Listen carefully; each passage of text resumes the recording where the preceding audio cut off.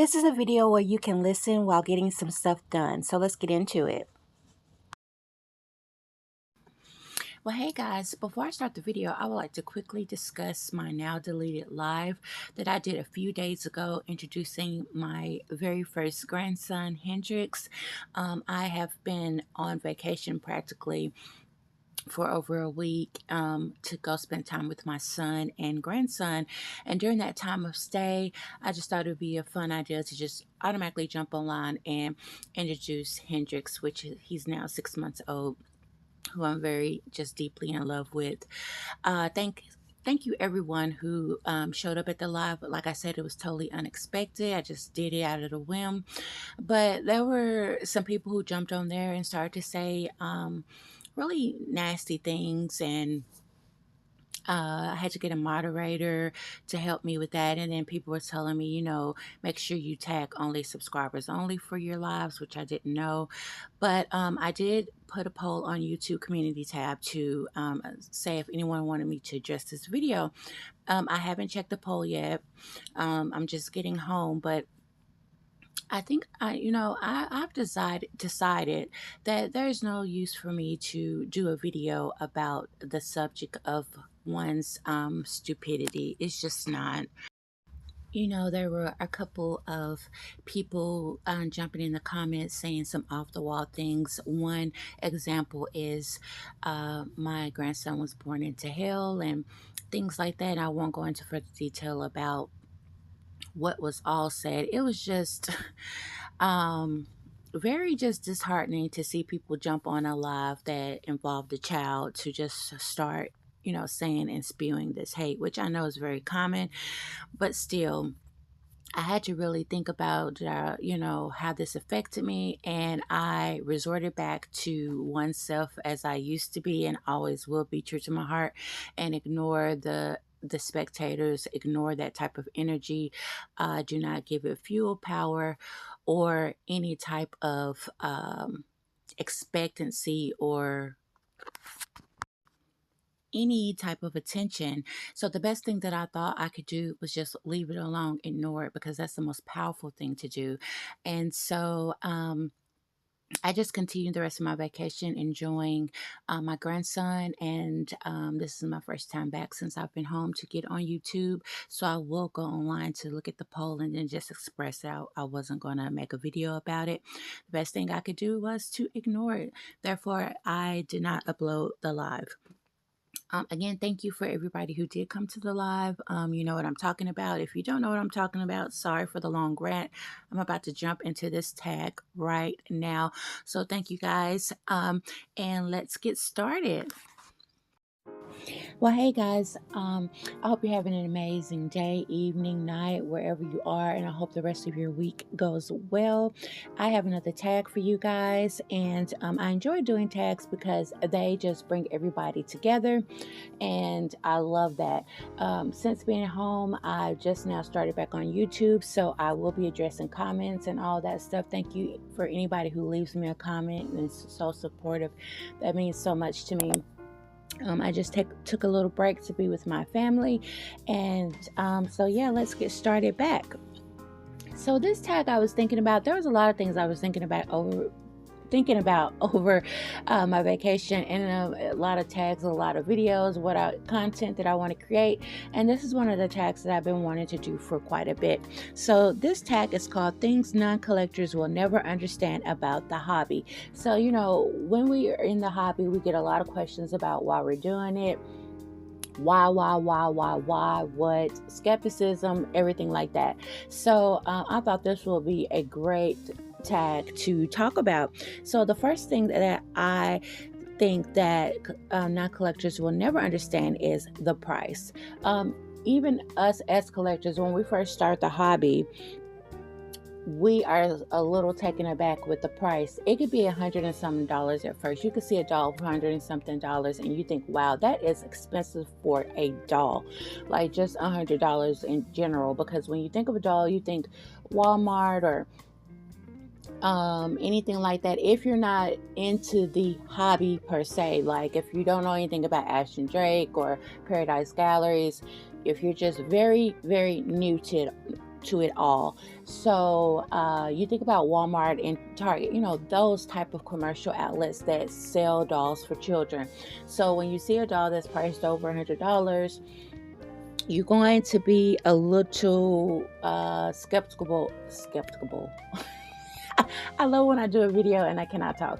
You're going to be skeptical about the price. So until you start learning about why the doll is based at that price, so they will never understand why we start to pay upwards of hundreds of dollars, thousands of dollars, over 1,000, a few thousand, whatever. They'll never understand that love for something that's just going to eventually sit there and not, in their eyes, I feel like serve a purpose. But we are enthusiasts of dolls. So just like anybody with a hobby, collectors do what collects. So it is a hobby for us, so therefore it does the same purpose as anyone who is a collector of whatever they decide to collect. So the second one is the art.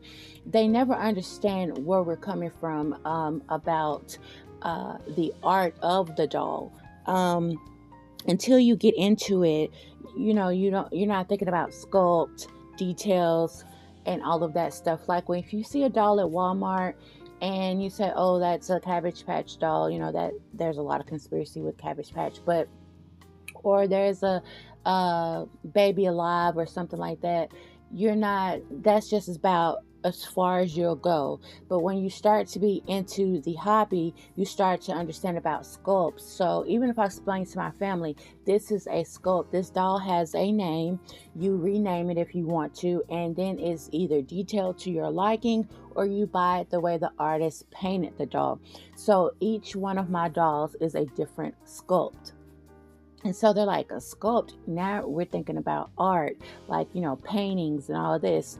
And true, this is an art form. So you have sculptors out there, you have painting artists out there. So this is just not just a doll. There's detailing to it. There's the sculpt, is so reminiscent of true details of a child, a baby, toddler, infant, what have you. So they'll never understand the art of the collecting. So they never get too in debt to learn about why it is so fascinating. So I say, art is the second thing that non-collectors will never understand. The third thing is buying more than one. Well, we are collectors, so that means you are going to collect. So we're going to have several, more than just one. It is I don't know if you want to call it like an addiction or anything like that, but I don't know. It's like you just can't eat one. Like, Lay's, when you say you can't just eat one, you just can't have one in my eye. Like, when I first got Nora, my very first reborn doll, I said, I'm going to be so happy and content with her. I just want to experience it. This looks so neat. This is, blah, blah, blah. But this is when I first started learning about sculpts and I just fell in love with her. There is a story behind Nora that one day I will touch on and why I just fell in love with that particular kit at that time. But I was like, once I get her, that will be it, But we know that is not it. I got her and, you steady are looking on the sides, you steady browsing, looking, a new doll sculpt comes out, this intrigues you, and boom, bam, there you go. You are ready to jump back out there again and get you another one. So they never understand why we start to have more than one and we just have these dolls just everywhere. So we're collectors. It is a hobby. So we are going to collect more than just one. So another thing that non-collectors will never understand is the fuss. We make a fuss over our dolls, whether it be buying clothes, designer clothes, Walmart clothes. I don't care what clothes you put on your baby, your doll, if it's thrift store, I don't care. We're going to go and buy extra things for that doll. You will start to have a nursery. You'll buy accessories, playpens, strollers, walkers, swings, diaper changing station, pacifiers, bottles, anything to make that doll look more realistic and look more in the realm of authenticity. You are going to do it hands down. It is a fun rush that you have, that you can go and shop for this upcoming doll that's coming in or when it comes in. They never understand the fuss over the doll. Like a lot of times, if I take a doll around friends and family, and they're dressed to the nines, they're dressed so cute, and they was like, did you buy this or did it come with the doll? Where can you get this? That could be a little I don't know why sometimes it rubs me the wrong way to go into full detail about a doll and all the things that we do, the perks we do for the doll. Unless you are truly, truly wanting to explore that yourself, then I have no problem with explaining anything that of my knowledge that I know to share with you. But they don't understand that you're going to buy all these extra things, or if they come into your home and they see a baby in a swing, they're sort of like, okay, now you're taking it overboard. You done bought a swing for the baby doll, and all this, and they don't understand the fuss of it. It is to really embrace the realism of that doll and to put them in an area to give you that visual effect of seeing a beautiful baby laying there. So they'll never understand the fuss of it all. And another thing that they will never understand is the amazing feeling we get when we get a doll. Whether you just talk to an artist about putting in for a doll, doing a custom doll, you just see a doll that you love and you just talk to the artist and the doll is coming, is being delivered soon. The feeling that you get when you know that doll is arriving, you may rush out to the store and start nesting and buying some clothes, because even though if that artist sends clothes, you want to have your own special things waiting for the baby when it arrives. And anybody else that is a non-collector, if you're listening to this video, you're going to be wondering why I refer to the doll as the baby, like a real live baby. That is just another term, jargon in the hobby that we do. We're going to say, baby more times than doll. But yes, we do know that these are dolls, but they are mimicked to be and look like a real baby. So yes, we will call them babies. But the feeling you get to know that a doll is coming home is just that rush. It's undeniable, and it's something that I think we seek more times. I don't know what it is about it, but it's just so fun to go into the store and just start looking around for stuff for your doll that's coming and things like that. So they'll never understand that amazing feeling. And the last thing that I have is, not all doll collectors want children. I think the number one question that I always get all the time is, do you want more kids? Not everyone collects dolls to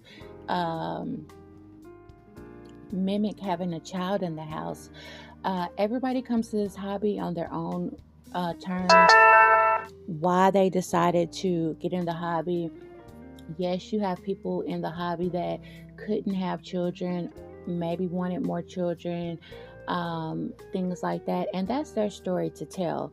But for my story, that is farthest from the truth. I do not want more children. I didn't start the hobby because I wanted more children. It is the art of the doll. I've always been a nurturer. I always loved babies, and to see out there that there's people making sculpts that look just like that newborn baby, that child doll, that toddler baby, whatever.